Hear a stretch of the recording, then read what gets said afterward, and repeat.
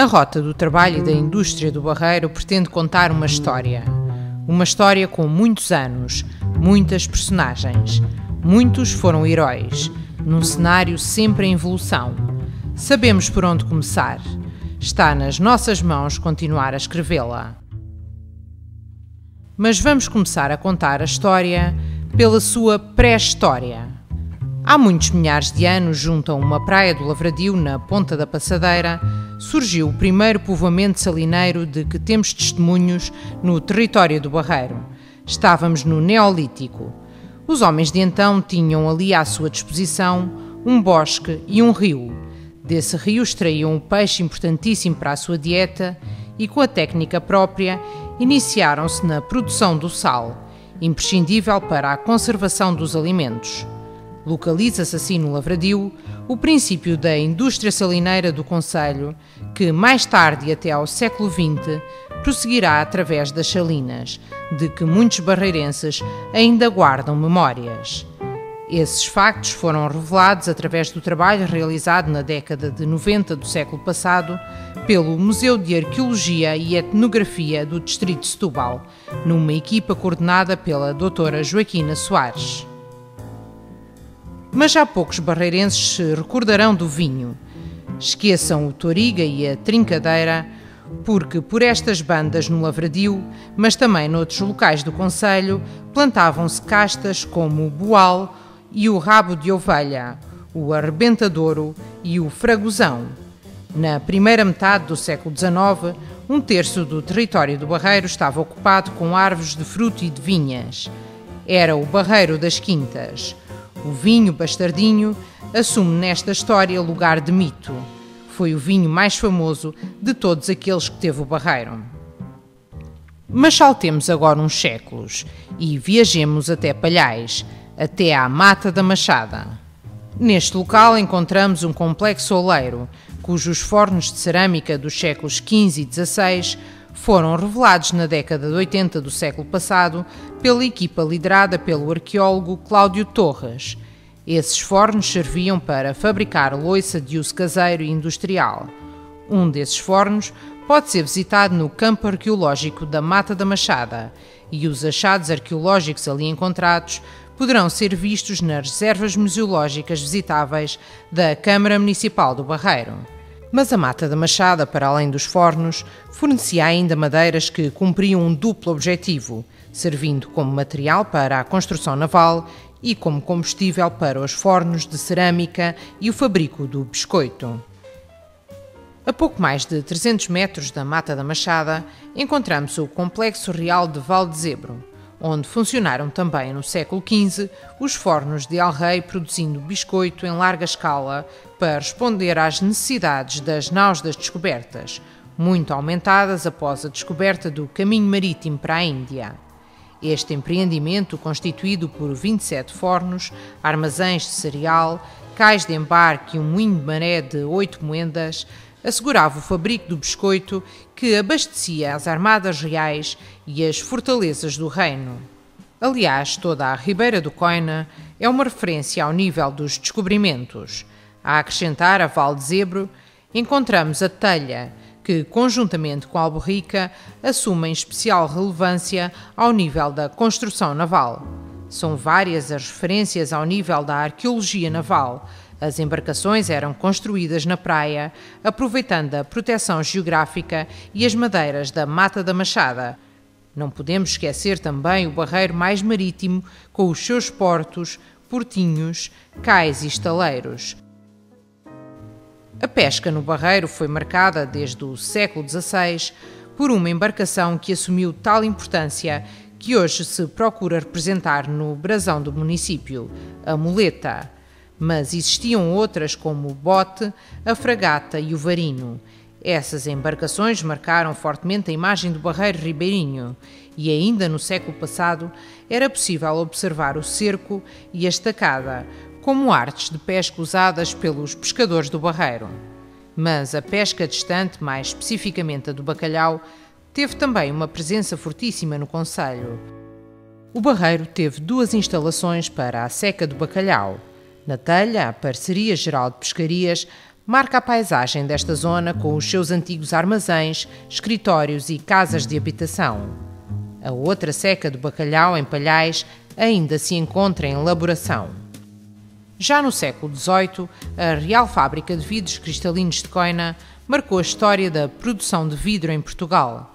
Laborou cerca de 28 anos, entre 1719 e 1747, a altura em que foi transferida para a Marinha Grande.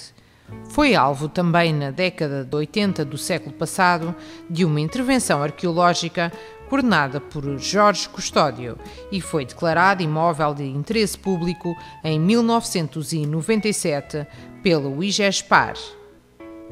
Já de forma mais incerta, podemos falar da mina de Azogo de Coina, de que existe notícia também nesse século. A mina estava a cargo da Intendência Geral de Minas e a sua abertura à exploração deu-se em 1797. Hoje, não restam em Coina nenhum vestígios da sua presença. Ainda no século XVIII, surgem os fornos de cal em Coina e Palhais. O primeiro, junto à atual Estrada Nacional 10, apresentava um conjunto de 3 fornos.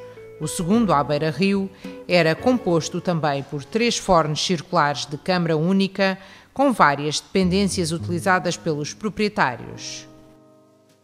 Toda a orla ribeirinha do concelho do Barreiro, com o Tejo e o Coina, é marcada paisagisticamente pela presença de vários moinhos de maré e de vento, assumindo a figura de um vasto complexo moageiro.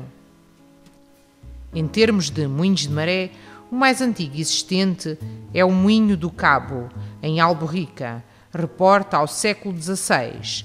Nessa zona existiram outros moinhos de maré, um moinho pequeno, um moinho grande e um moinho da Brancamp. Refira-se no resto do concelho os moinhos de Maré de Coina, Palhais e Telha. Existiram também moinhos de vento. Para estes assumem especial relevância os que datam do século XIX, situados em Alborrica, os moinhos Nascente, Poente e Gigante.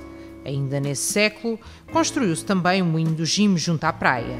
De um total de 11 moinhos assinalados no concelho, perduram estes 4, 3 dos quais simbolizados no logotipo municipal. A segunda metade do século XIX trouxe ao Barreiro o caminho de ferro, que marcou a nível social, cultural, paisagístico e económico o território. Estava aberto o caminho para uma nova industrialização do concelho. Em 1861 foi inaugurada a estação de caminho de ferro do Barreiro, onde hoje se situam as oficinas da MF. E em 1884 inaugurou-se a estação desenhada pelo engenheiro Miguel Paes. Nasce o Complexo Ferroviário do Barreiro.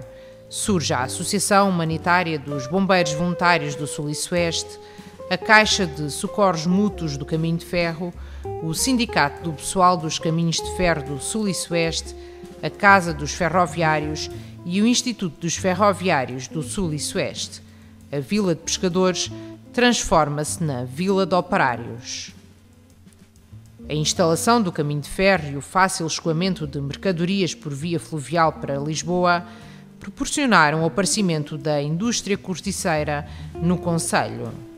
Conjuntamente com o caminho de ferro, o surgimento das corticeiras veio marcar demograficamente a história do Barreiro. A primeira notícia sobre a instalação de uma fábrica de cortiça data de 1865 e na primeira metade do século XX, 1/3 da população ativa do Barreiro era corticeira, ativamente laborando em dezenas e dezenas de fábricas e fabricos. O declínio desta atividade foi lento, mas gradual. Perduram na memória dos barreirenses nomes como Herold, Granadeiro, Brancamp, Rúbio, Reynolds.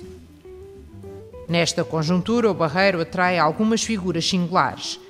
É o caso do Padre Himalaia, que, no princípio do século XX, se instala na Quinta da Caldeira, na Telha, com a sua companhia Himalaite, que se dedicava ao fabrico de explosivos. Para além dos explosivos, o Padre Himalaia inventou, por exemplo, um forno que aproveitava a energia solar.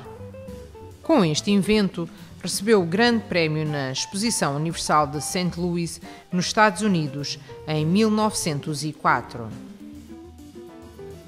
Com a vinda da Companhia União Fabril, mais conhecida por CUF, para o Barreiro, em 1908, a fisionomia da vila transforma-se radicalmente, com as suas chaminés, armazéns, estaleiros e silos.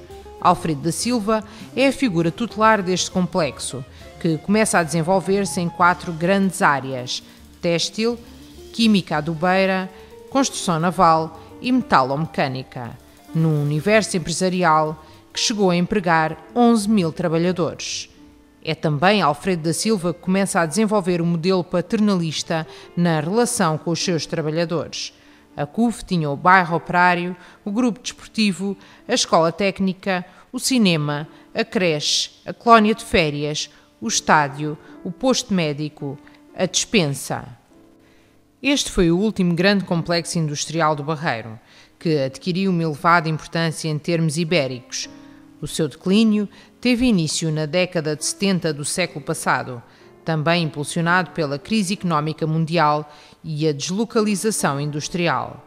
Depois de ter evoluído para a designação de Quimipark, acompanhando a progressiva tercialização da sua atividade, atualmente adota o nome de Baía do Tejo. A par do desenvolvimento industrial, a construção de uma consciência de classe reivindicativa e solidária dotaria o Barreiro de uma carga mítica para o exterior, que se afirmaria em múltiplas vertentes, através de importantes movimentos reivindicativos, assim como de uma intensa atividade associativa, cultural e desportiva, com repercussões que se estenderiam muito para lá dos seus limites geográficos e cujos ecos se fazem ouvir ainda hoje. Em termos de associativismo, temos de recuar para 1848 e à fundação da Sociedade Filarmónica Barreirense, de cuja cisão, em 1870, nasceram os penincheiros e os franceses. Mas não são só estas as associações do concelho. Em 1867, nascia no Lavradio a Sociedade Filarmónica Agrícola Lavradiense e em 1898 a Sociedade União Agrícola 1º de Dezembro em Santo António da Charneca. Muitas lhe seguiram. Barreirenses de gema, camarros ou não e barreirenses de adoção, alentejanos e ratinhos, beirões e algarvios, pescadores, calafates, moleiros, ferroviários, corticeiros, fogueiros, maquinistas, engenheiros, guardas-freio, caldeireiros, agulheiros, aferidores. Milhares e milhares de barreirenses construíram a história e as histórias que compõem esta rota do trabalho e da indústria do Barreiro.